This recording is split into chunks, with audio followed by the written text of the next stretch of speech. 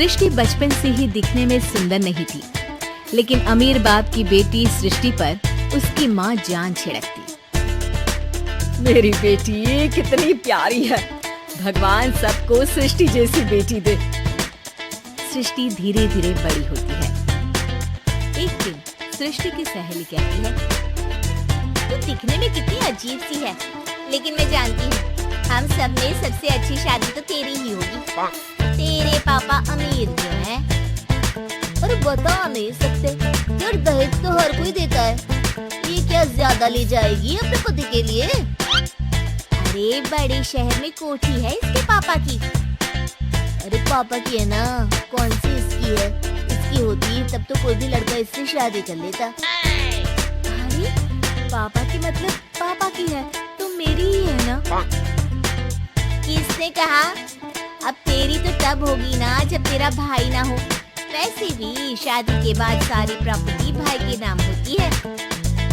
सृष्टि समझ जाती है कि उसे किसी भी हालत में माँ बाप की सारी प्रॉपर्टी को अपने नाम करना है, लेकिन कैसे? एक दिन सृष्टि का भाई शीनू कहता है, बहन क्या कर रही है?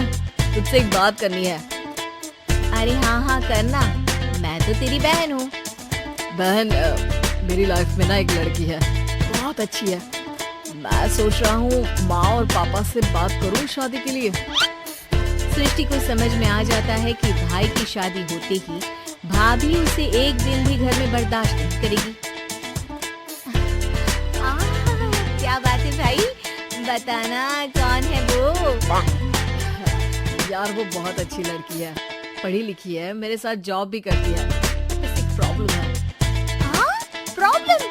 क्या प्रॉब्लम है भाई? यार वो शादीशुदा है, लेकिन उसके पति ने उसे सिर्फ इसलिए छोड़ दिया क्योंकि उसके माँ बाप दहेज नहीं दे पाए। सृष्टि ये सुनकर न जाने क्यों खुश हो जाती है।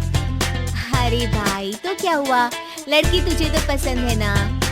शीनू को लगता है कि बहन उसे समझ रही है। वो इस बात से अनजान होता है कि उसकी बहन की मंशा पूरा घर हड़पने की है। सृष्टि अपनी माँ से कहती है, मम्मी मुझे तो बहुत चिंता है, पता है शीनू क्या कर रहा है? अरे क्या कर रहा है, वो तो काम पर जाता है और वापस घर आता है। नहीं ना माँ, वो यही तो नहीं कर रहा, बाकी सब कर रहा है। आपको पता है उससे प्यार है, और वो भी एक शादीशुदा लड़की से। ये क्या हो गया, मैं सोसाइटी में क्या मुंह दिखाऊंगी? अरे तेरे पापा तो यही कहेंगे कि मैंने ही उसे बिगाड़ दिया है। माँ देखो, मेरी बात मानो, पापा पर भी विश्वास करने की जरूरत नहीं है। अब आप ही बताओ, पापा इतनी देर घर के बाहर रहते हैं क्यों? बोलो। अरे बेटा वो तो नौकरी करते हैं ना। तू बहुत भोली है माँ, पापा का ऑफिस तो 7 बजे खत्म हो जाता है, लेकिन देखो कितनी देर से आते हैं। अरे नहीं बेटा, ऐसी कोई बात नहीं है। सृष्टि माँ को एक औरत से बात करते पिता की फोटो दिखाती है। देखो माँ कैसे हैं पापा, मैं ना कहती थी कि पापा सही नहीं है।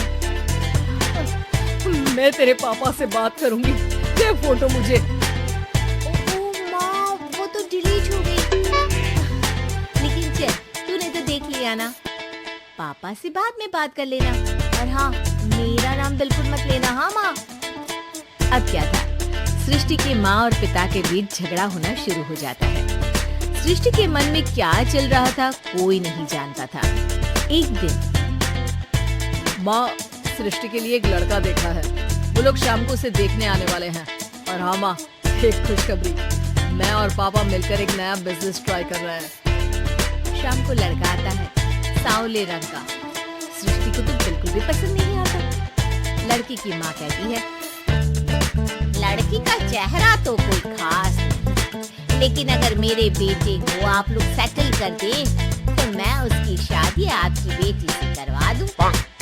सृष्टि को लड़का बिल्कुल पसंद नहीं था। उसे भाई पर गुस्सा आ जाता है। लड़के वालों के जाने के बाद कहती है, माँ देखा शीनू मेरे लिए कैसा लड़का लेकर आया, न दिखाने लायक न सुनने लायक, सेटल भी नहीं, वो भी हम करे। अरे माँ मैं जानती हूँ ये मेरी शादी किसी भी घर में क्यों करवाना चाहता है? अरे कैसी बात कर रही है बहन? तूने तो देखा ना, लड़के को मैंने ही मना कर दिया इससे शादी के लिए। जिसने लड़का बताया था उसने उसकी बहुत तारीफ की थी। बात आई गई हो जाती है, लेकिन सृष्टि का मन शांत नहीं होता। क्या करूं, कुछ समझ में नहीं आ रहा। मेरी शादी हो गई तो ये लोग पूरी प्रॉपर्टी शीनू के नाम कर देंगे। मेरे हाथ तो कुछ लगेगा ही नहीं।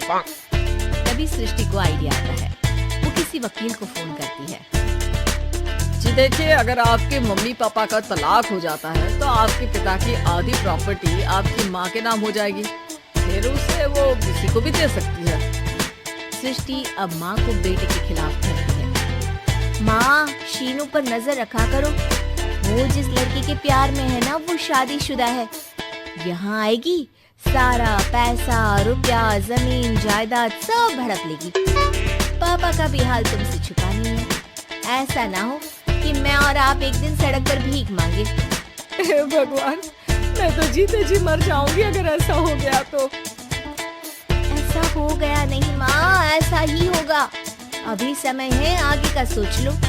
मैं तो कहती हूँ पापा से आधी प्रॉपर्टी लेकर अलग हो जाओ।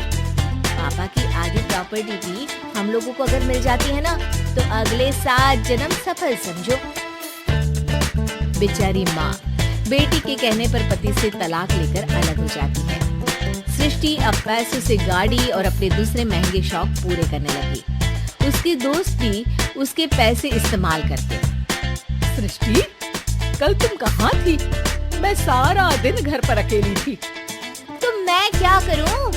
मैंने ठेका तो नहीं लिया है ना तुम्हें संभालने का। माँ को सृष्टि से ये उम्मीद नहीं थी। वो बैठकर रोने लगती है। वहीं उसका पति यानी कि सृष्टि के पिता आ जाते हैं। मैं जानता था कि तुम्हारा यही हाल होगा, तो आपने मुझे रोका क्यों नहीं? मैं रोकता तो तुम रुकती क्या?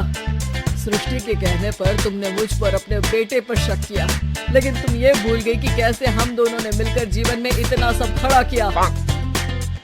माँ पति के गले लग जाती है। मुझे माफ कर दीजिए, मैंने आपकी कमाई का एक बड़ा हिस्सा गवा दिया। कोई बात नहीं, तुम साथ हो तो मैं ऐसी 7 प्रॉपर्टी खड़ी कर दूंगा। तभी वहाँ सृष्टि आ जाती है रोते हुए। माँ, मयंक ने मुझे छोड़ दिया। वो बोल रहा था जब तक मेरे पास पैसे थे तब तक ही वो मेरे साथ था। पापा, माँ, मुझे माफ कर दीजिए।